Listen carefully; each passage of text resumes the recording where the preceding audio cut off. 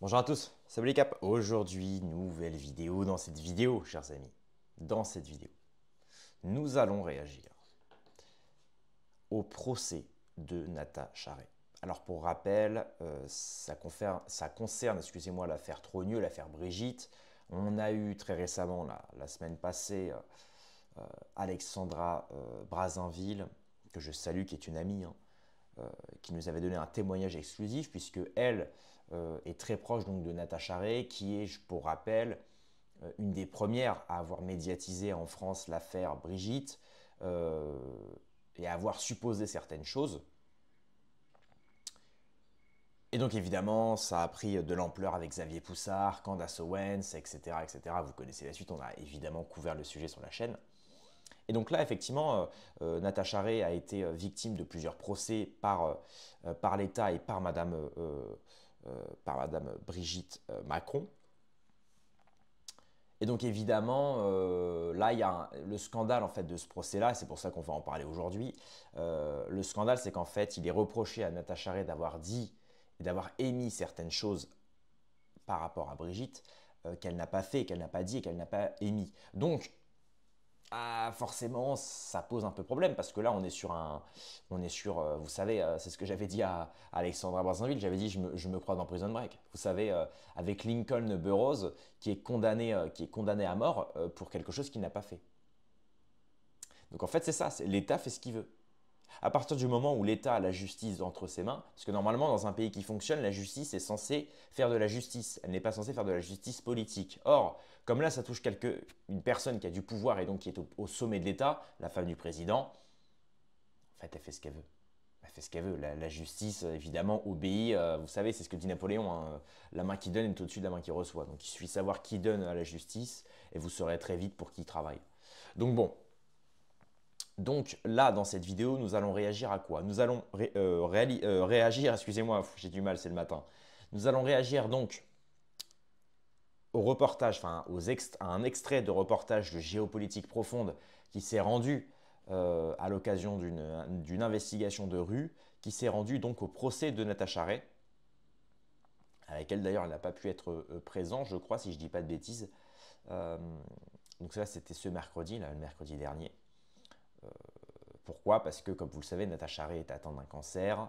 Il nous reste probablement plus longtemps à vivre, parce qu'elle refuse catégoriquement énormément de soins, puisque voilà, elle estime qu'elle n'a pas, à son jeune âge à faire autant de soins. À savoir aussi que la Russie lui a proposé l'exil politique et les soins pris en charge. Elle y réfléchit. Mais c'est pas facile à cet âge-là, hein, si jeune, effectivement, de se dire qu'on est atteint d'un cancer, qu'on a un procès contre probablement une des personnes au sommet de l'État, avec la justice contre soi. C'est vrai que c'est pas simple. Donc bon, avant de commencer, mettez un pouce bleu, abonnez-vous. Alors on va regarder ce petit extrait. Alors est-ce que pour vous, vous le voyez bien? Ouais, c'est parfait. Allez, on écoute. Moi, je constate une chose, c'est que la justice n'a pas changé depuis 1880. C'est-à-dire qu'on est dans des boiseries qui datent de 2 siècles, des peintures qui datent de 2 siècles, etc., comme si on n'avait pas innové depuis. Et on a des micros qui marchent comme il y a 2 siècles. C'est-à-dire qu'en fait, on n'entendait absolument rien, hein, sauf quand Maître d'Angléan a eu la courtoisie vis-à-vis du public qui était venu d'essayer de parler dans un micro. Donc on a à peu près entendu ce qu'il a voulu dire. Il a essayé de mettre un micro sous le nez de Maître Marian, mais on n'a pas entendu.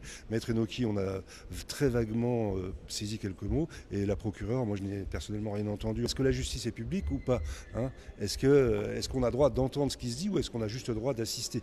Et quand une personne a eu l'audace de faire remarquer qu'on n'entendait pas, le juge l'a repris vertement, plus vertement que je n'oserais jamais m'adresser à un de mes étudiants en disant le public n'a pas la parole. C'est quoi une justice où personne n'a la parole?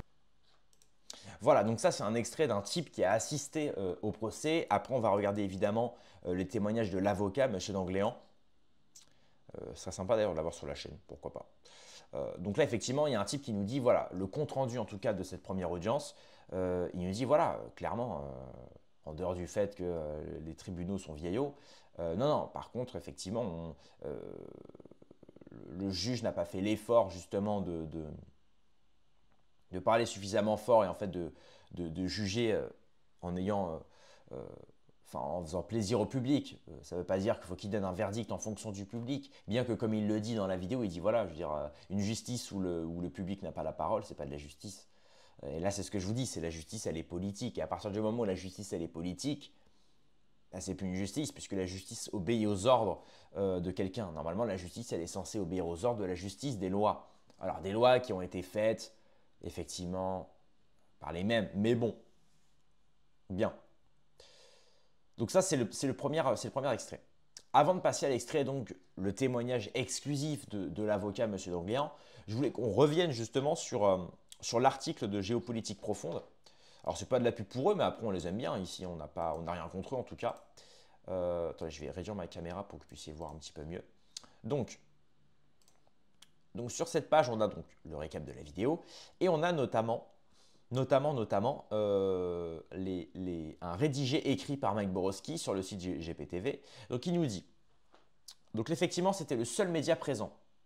Donc là, c'est intéressant de voir que quand c'est par exemple Depardieu qui a touché un cul, tu sais, il y a 25 ans sur un scooter, là, il y a BFM, il y a CNews, il y a tout le monde. Par contre, quand il s'agit de l'affaire Trogneux, c'est-à-dire la femme du président, donc c'est la femme la plus puissante, enfin la plus puissante, elle traîne avec l'homme qui gouverne le pays quand même, qui est attaqué, enfin qui elle attaque Natacha Ray et Amandine Roy, là il n'y a aucun média présent. Déjà c'est louche. Normalement quand tu te présentes comme démocratie, la démocratie c'est quoi? C'est justement donner la parole à tous et surtout donner la parole à la majorité. En l'occurrence là, cette affaire-là, on sait très bien qu'elle fait parler. On sait très bien qu'elle intéresse. Évidemment. Évidemment. Donc c'est déjà étrange qu'il n'y ait personne. Qu'il n'y ait aucun média en tout cas présent. Donc GPTV était les seuls présents. Donc effectivement, voilà. Ce qui était demandé, c'était en fait, c'était que les Trogneux viennent au procès. Pourquoi? Parce qu'à partir du moment où Brigitte se pointe avec son frère, parce que c'est ça l'histoire, c'est quand même le fait que Brigitte serait probablement son propre frère. Et qu'en fait, le frère n'existerait pas. Ce serait un autre type qu'on ne connaît pas. Et donc là, effectivement, parce qu'en fait, si les deux devaient venir, ils devraient présenter des cartes d'identité, etc. Bref. Donc ce qui était demandé pour Brigitte, ce qu'avait demandé Natacha Ray et tous les autres, tous les brigittologues, en fait, ce qu'on demande, c'est une photo de Brigitte enceinte pendant sa grossesse. Tout le monde en a. Tout le monde demandait à vos parents. Ils ont tous des photos, c'est évident, c'est un moment merveilleux. Tu vas mettre au monde des enfants, tu es forcément content. Pourquoi tu ne veux pas présenter de photos de ton enceinte? Déjà, ça c'est bizarre. Deuxio, les Trogneux ne se sont pas présentés au procès, ni Brigitte ni son frère. C'est bizarre, tu attaques quelqu'un en procès et tu ne te pointes pas. Je peux comprendre que tu es occupé, mais meuf. Oui, parce que Brigitte, je lui dis meuf, moi Brigitte, tu vois, c'est ma pote. Meuf. T'es personne. En fait, tu n'es personne, tu sers à rien. Je suis désolé, avec tout le respect, mais tu ne sers à rien. Pour rappel, le titre de Première Dame de France n'existe pas. On a déjà parlé de ça en vidéo. Je vous ai d'ailleurs, j'ai calculé le montant grâce à ChatGPT, le montant que nous coûte Brigitte Macron. Alors que constitutionnellement et juridiquement et légalement, le titre de Première Dame n'existe pas. 2 millions d'euros. Depuis 2017, c'est 2 millions d'euros. En perruque, en maquillage, en vêtements, en frais de déplacement, pour les frais de son cabinet aussi. C'est marrant parce que là, tu sais, ils te disent à tous, ils te disent aux Français, allez, faut travailler à l'usine jusqu'à 65 ans. Et par contre, nos ministres, ils ont tous plus de 70 ans. Brigitte, elle a, bientôt, bon, je vais rien dire parce que je vais me faire attaquer en justice, mais bref, elle, en fait, elle a plus de travailler depuis 20 ans. Et la meuf, elle a un cabinet. Mais de quel cabinet tu parles, meuf? En fait, t'es qui? T'es qui? Donc en fait, nous, on doit travailler jusqu'à 65 ans à l'usine. Et par contre, vous pouvez faire des postes où vous êtes payé 20 000 euros par mois. 20 000 euros par mois, vous foutez rien, vous avez des cabinets, des trucs, des machins. Et vous gérez le pays en plus. C'est une blague ou quoi?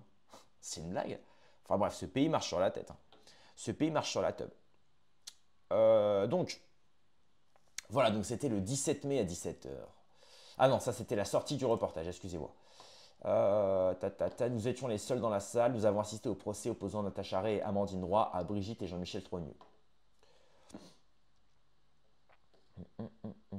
Le procès tourne autour d'une vidéo de décembre 2021 dans laquelle Natacha Ray remet en cause l'identité de Brigitte Macron. Amandine Roy, alias Delphine Jégous, avait diffusé cette vidéo sur sa chaîne. Ça, c'est ouf parce que, c'est-à-dire que même moi, pour avoir invité Alexandra Brazinville, pour avoir invité des personnes qui parlent de l'affaire Trogneux, je pourrais me faire attaquer en justice. Parce que j'ai hébergé des vidéos. Vous imaginez quand même. D'ailleurs, actuellement, je suis déjà en procès, donc pour ceux qui veulent me soutenir, d'ailleurs, je vous mettrai en lien de description la cagnotte pour m'aider à payer les frais d'avocat. Ça n'a rien à voir, hein, mais un YouTuber actuellement porte plainte contre moi pour une vidéo YouTube, même pas pour une vidéo, pour une miniature d'une vidéo YouTube. C'est juste dingue. C'est juste dingue. Et après, on s'étonne que les gens partent de France. C'est normal en fait. C'est normal. C'est normal. Tatati. Alors le tribunal en première instance avait lourdement condamné les deux femmes, c'est ça. Je crois qu'il y avait eu pas loin de 5 ou 10 000 balles d'amende et certainement du sursis, je suppose. Donc ensuite, il y a l'avocat, M. D'Angléan. Alors D'Angléan, je crois que c'était l'avocat de Dieudo, fut un temps, si je ne dis pas de bêtises. Voilà, donc effectivement, il a affirmé que la première condamnation reposait sur des motifs inexistants dans l'ordonnance. Alors là, c'est des termes juridiques, il faut connaître, mais globalement, voilà. En gros, ce qu'il leur dit, c'est que, en fait, ce pourquoi elles ont été condamnées, les deux femmes, dont Natacha Ray, c'est des motifs qui ne tiennent pas. Ce sont des motifs qui ne tiennent pas. C'est tout, ça ne tient pas. Et effectivement, ce qui est demandé, c'est que, très bien, Brigitte et Jean-Michel, son frère, vous vous pointez au procès, vous amenez des cartes d'identité, vous amenez des photos de vous, Brigitte quand elle était enceinte et Jean-Michel quand il était, par exemple, quand il était étudiant, etc., pour bien prouver que vous ne faites pas ce qu'on appelle de l'ubiquité. C'est être présent à différents endroits en étant la même personne. Parce que pour rappel, Brigitte a dit que fut un temps, elle avait été, je crois, aux États-Unis quand elle avait 16 ou 17 ans, qu'elle avait été aussi en Algérie. Et étrangement, on a retrouvé, Xavier Poussard a retrouvé des dossiers, justement, des études de Jean-Michel Trogneux à l'époque en Algérie. Donc, pareil, là, petit à petit, comme je vous l'ai dit, de toute façon, toutes les vidéos, on les a retracées. Hein. On a retracé tout. De toute façon, dans ces vidéos-là, c'est toujours c'est du relais d'information. On n'essaie pas d'apporter un avis concret et final, parce que de toute façon, comme dit Bouddha, il n'y a pas de finalité. La finalité n'existe pas. Rien ne se perd, tout se transforme, souvenez-vous. Donc, et d'ailleurs, depuis le début de l'affaire Brigitte, il y a eu des changements, il y a eu des... Ah ben, bien sûr, comme dit Héraclite, on ne se baigne jamais deux fois dans le même fleuve. Donc, j'ai envie de vous dire, tout est en mouvement. Donc, il ne faut pas dire ah, Brigitte, c'est sûr, c'est un homme. Non, pour l'instant, on n'a pas la preuve. Et dans tous les cas, l'affaire, elle change. Au début, ce qui était intéressant, c'était de savoir si Brigitte était un homme. Et maintenant, on s'est rendu compte qu'au travers de l'affaire, ce qui est intéressant, c'est en fait l'ascension de Macron. Parce que Macron, on rappelle quand même que, je ne vais pas me répéter, mais Brigitte sort avec un type qui a 20 ans de différence, 25 ans de différence. Elle en avait quasiment 40. Lui, il en avait 14 quand ils se sont rencontrés. C'était sa prof de théâtre. Tout ça est assez étrange. Voilà, donc une preuve unique est contestée, la carte d'électeur. La partie civile s'est appuyée sur une photocopie de carte d'électeur. Ce document, présenté par M. Jean Enoki, est censé prouver l'existence actuelle de Jean-Michel Trogneux. Le message est simple. Si Jean-Michel vit toujours, il ne peut être Brigitte. Mais ce raisonnement linéaire ne se heurte à une réalité juridique plus complexe. Une photocopie non authentifiée ne constitue pas une preuve recevable. Ok, c'est ça.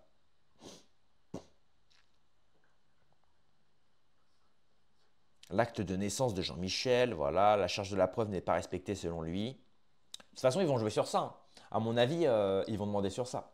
Donc, dans ce contexte, la demande de 15 000 € de dommages et intérêts par prévenu paraît déconnectée de la consistance 15 000 € de dommages.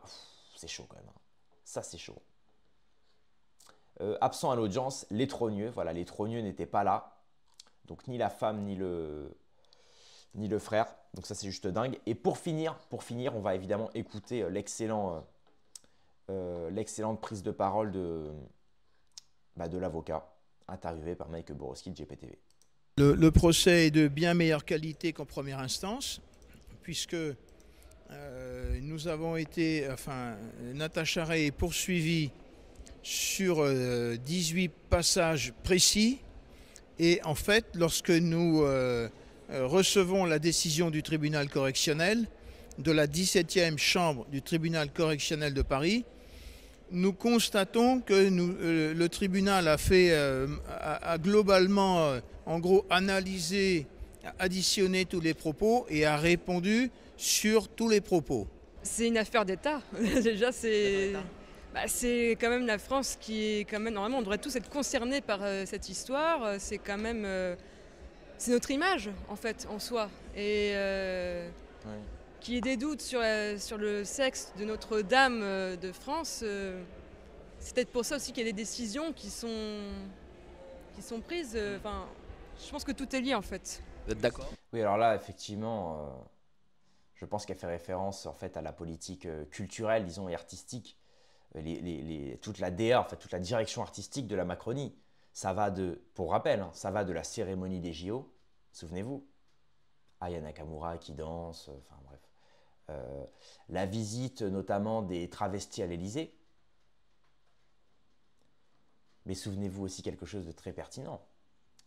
Emmanuel Macron qui avait protégé Madame Ken, qui avait fait une exposition au Palais de Tokyo à Paris, d'un de ses tableaux, sur lequel il y avait une polémique.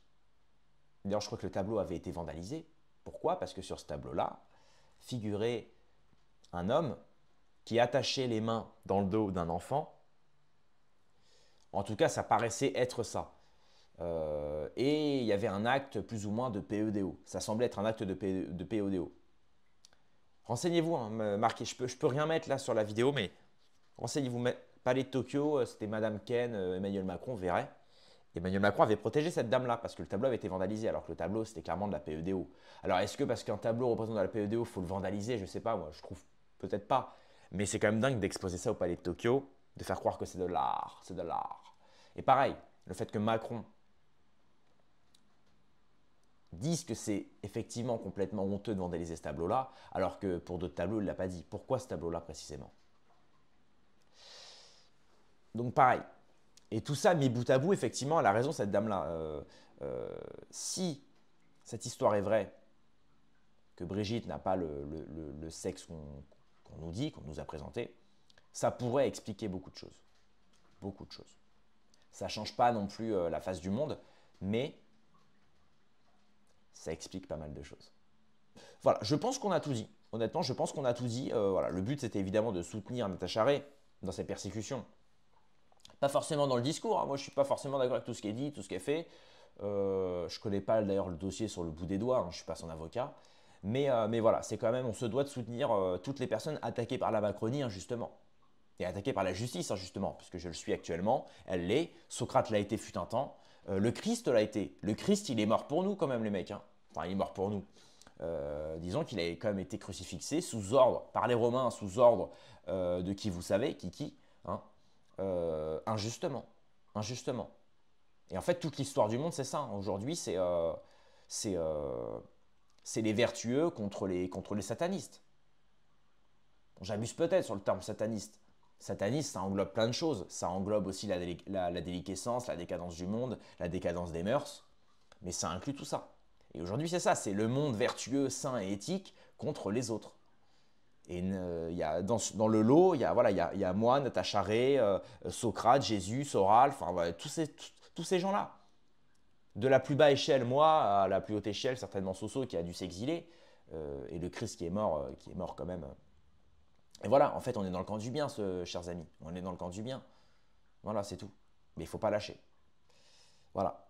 Donc, dans la description, il y a mes réseaux sociaux, il y a aussi le lien de la cagnotte si vous voulez m'aider. Merci d'avoir suivi cette vidéo. Rendez-vous dans quelques heures demain pour une prochaine vidéo. Paix et amour sur mes amis et mes ennemis. Et surtout, sur mes ennemis.